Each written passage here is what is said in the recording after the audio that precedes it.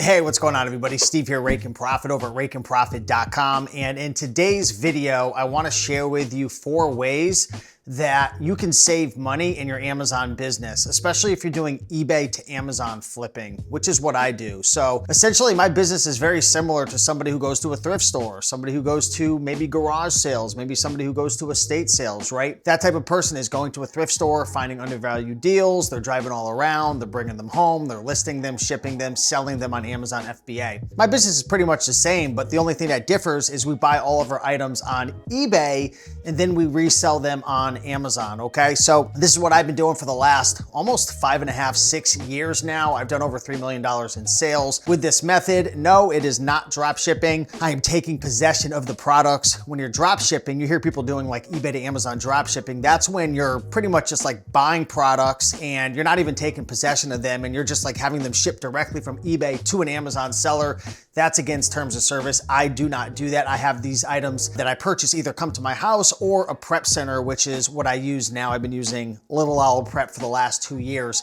But in the last year, I've sold almost $800,000. I've made over 6 figures profit. And I just want to break some tips down for how I'm saving money in my Amazon business, specifically with eBay to Amazon. Okay, so let's get into number 1. One of the things I highly recommend that you do if you're going to be flipping items from eBay to Amazon is make a lot of best offers. It's very tempting if you're using, maybe Replane Catcher or Flipmine. You're using these softwares to find undervalued products on eBay. It's very tempting to just buy it because it's a 40% ROI. It's a 50% ROI. But, I'd highly recommend to take the time to make best offers because a lot of these eBay sellers are getting items for $1, $2, $3, $4, $5, and you're willing to pay $40, $50. A lot of times they're willing to take $32, $33, $34. I mean, I used to sell on eBay for many years, and sometimes the best items, the fastest selling items would just sit forever when I was selling on eBay because the algorithm on eBay is very unpredictable. Sometimes, eBay is like favoring you and your stuff's selling really hot, and other times you're like, I've got so many good items, why won't eBay freaking share my items? And maybe it's because you're not paying for promoted listings. But the lesson here is if you're going to do eBay to Amazon flipping,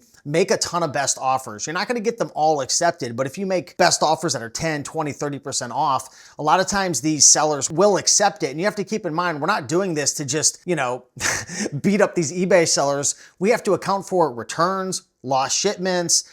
Sometimes there's price tanking, competitors that come in. So, I've learned in my business with my return rate being, around 10%, I can't get away with 30, 40% ROIs anymore. I really got to be at 50, 60, even 70% on some of these items that I'm selling. So make tons of best offers. Number 2, if you're going to do eBay to Amazon flipping, make sure that you're sales tax exempt. So I shared with you guys recently on the channel about 3.5 months ago, my mom started flipping items from eBay to Amazon because the thrift stores are getting expensive.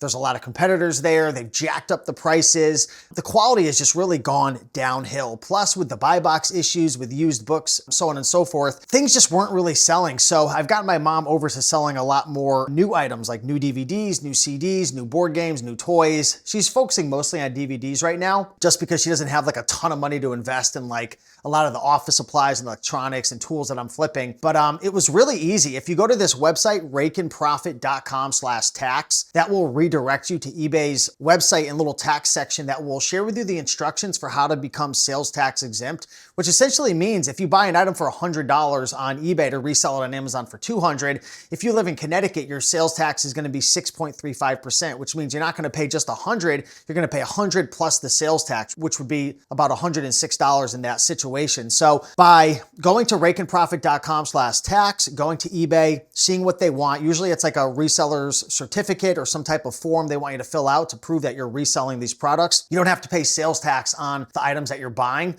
but keep in mind, this is only for items that you're buying with the intention of flipping from eBay to Amazon, okay?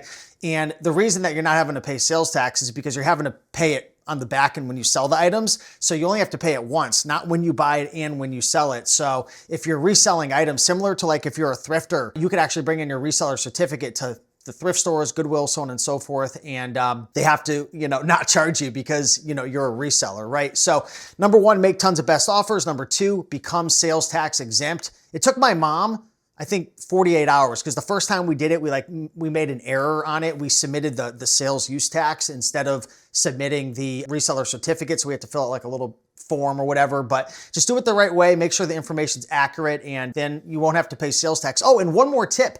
You can actually go back in time. I don't know how far back in time you can go, but we're gonna, since my mom's only been doing it for 3 or 4 months, we're working with eBay right now to submit a spreadsheet with all the items that we purchased, and we're gonna try to reclaw back that money. So I had a couple friends who had did this. I forget who told me in the eBay to Amazon Facebook group, but shout out to you, you know who you are. But yeah, we're gonna try to reclaw back that sales tax that we paid. So that's something to keep in mind as well. Number 3, one thing that I'm doing to save money in my Amazon business, and this is something that you could do based on your financial situation, is to upgrade your monthly software plans into yearly plans. So for example, maybe you're using Replan Catcher and maybe your plan is $50 a month. Well, if you pay a whole year up front, a lot of times you could save 20, 30, 40%.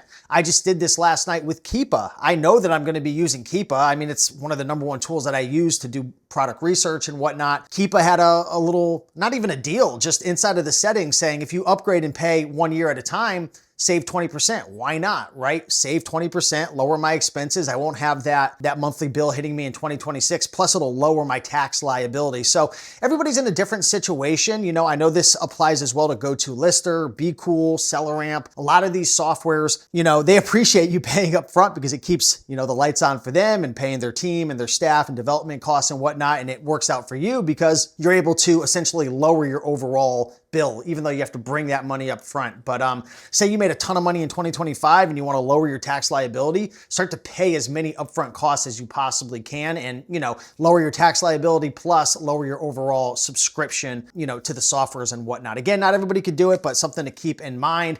And last but not least, number 4, if you're going to be doing online arbitrage, eBay to Amazon flipping especially, get a good credit card, okay? Whether that is for me, what I use is a Capital One Spark, that's 2% cash back. Maybe you're doing Amazon to Amazon flips and you want to get one of the Amazon Visa cards. I know that can be, I think, up to 5% cash back. Maybe you travel a ton and, you really want to save money, with your family traveling internationally. Maybe you want to use an Amex card, right? Or a Chase business card. This is why it's super important to make sure that you have good credit, right? Pay your bills on time, take care of your credit, because that'll obviously help you to get access to some of these credit cards that have some pretty great benefits. Now, I know not everybody is a big fan of credit cards. I've got friends of mine who have dealt with, bankruptcy and, severe pain due to being in debt. And, it's one of those things where I totally respect it. If you don't want to use credit cards, you're like, it's not worth it for the points. It's not worth it for the cash back. I want the peace of mind to know that I am just living within my means and not going into debt, which is something,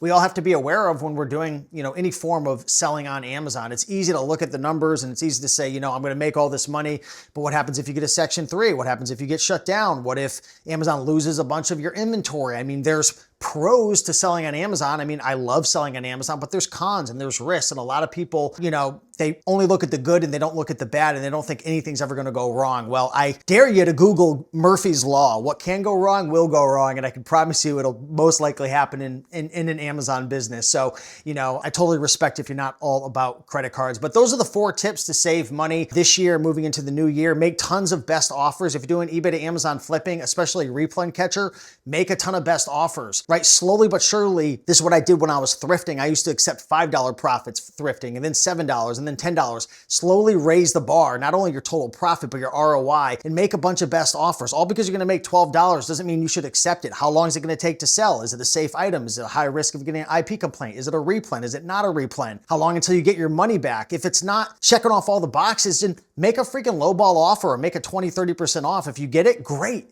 You've got some great ROI and a reason to buy it. If not, fine, move on to the next item, because that's what I love about eBay to Amazon. There's hundreds of thousands of deals every single day coming about. Okay, number 2, get sales tax exempt. Again, rakeandprofit.com/tax. Do it. Take the time to do it. If not, you're literally just giving the government money for no freaking reason. Number 3, consider upgrading to annual plans for any of your softwares and subscriptions. Unfortunately, you can't do this with Amazon Seller Central. I looked into it. I would love to, instead of paying $40 a month, just pay them for a whole year and pay $30, but Amazon's, they're too smart for that, I guess, or too stupid. And then last but not least, get yourself, if you're, responsible and if you're, a fan of credit cards, get yourself a good cashback credit card to save money. I mean, for me, I spent almost what, $350,000 on eBay in 2025 in my eBay to Amazon flipping business. So what's 2% of that, right? Do the math. That's all free money plus points, so on and so forth. But yeah, with that being said, guys, I appreciate you all. I hope you have a beautiful day, and I'll see you in the next video. Bye.